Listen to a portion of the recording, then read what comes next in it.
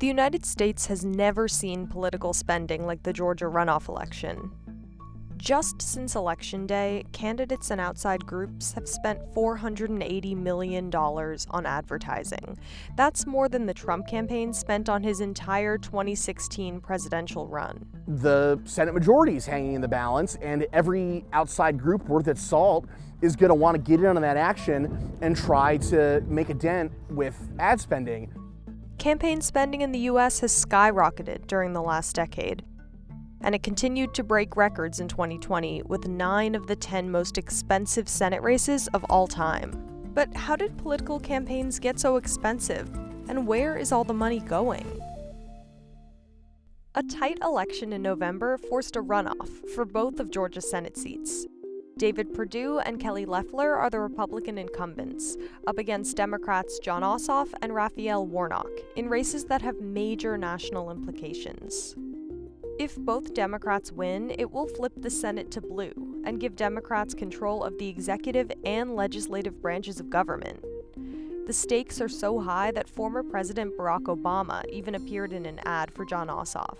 He learned about public service from one of my lifelong heroes, John Lewis. This is a former president who is appearing in an advertisement for a down-ballot candidate, and you just don't see that very often. We will elect Jon Ossoff to the United States Senate.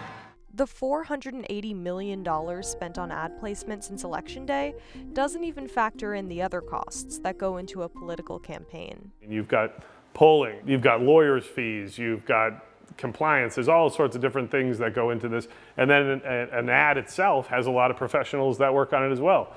These numbers dwarf what's spent on politics in other democracies. Political parties in Canada were capped at spending $29 million last year. The main point of departure with campaign spending ballooning would be the Citizens United Supreme Court decision. In 2010, the Supreme Court ruled that political spending was protected as a form of free speech. That meant corporations and other outside groups could now spend as much money as they wanted, as long as they didn't coordinate with campaigns. In Georgia, only about half of the spending on ads is coming from the candidates themselves. The rest of the money is pouring in from groups across the country. Everybody who is interested in the control of the U.S. government is going to be, and is in a position to do so, is going to be putting their money and their effort into Georgia, because it all comes down to this. Even with the rise in digital media, TV is still the best way to reach voters. And in 2020, Facebook and Google banned political ads on their platforms from Election Day through mid-December. That made TV even more crucial in the Georgia runoffs. Raphael Warnock will give the radicals total control. In the 2020 elections, TV had more influence on voters than all other media combined. That includes radio, social media, mail, and 20 other categories. If you think of the last TV ad you saw that you liked, now tell me the last banner ad online that you saw, right? I mean, there's just less of an impact. It takes a hell of a lot more on digital to get the same impact as a TV 30. David Perdue, looking out for himself, not you. In the month of November, after Election Day, Democrats aired 42,000 ads in Georgia, and Republicans trailed right behind them. Will Ritter's advertising firm works with Republican campaigns and outside groups in races like this one. I would like everyone in a designated area to see an ad 8 to 10 times before I'm comfortable that our message has truly burned in to the majority of the viewing population. On some days in December, nearly 2/3 of the ads aired in Georgia during the 5 to 6 p.m. news hour were political. Well, how do you stand out if you're the third in a 5-ad set? There aren't just more ads each year. It's gotten more and more expensive to air those ads. That's because there's a finite amount of TV ad space that just doesn't match the enormous demand from campaigns and outside groups. Candidates are guaranteed a rate for the ads they place, but outside groups are not. So with more demand from special interest groups, prices go up.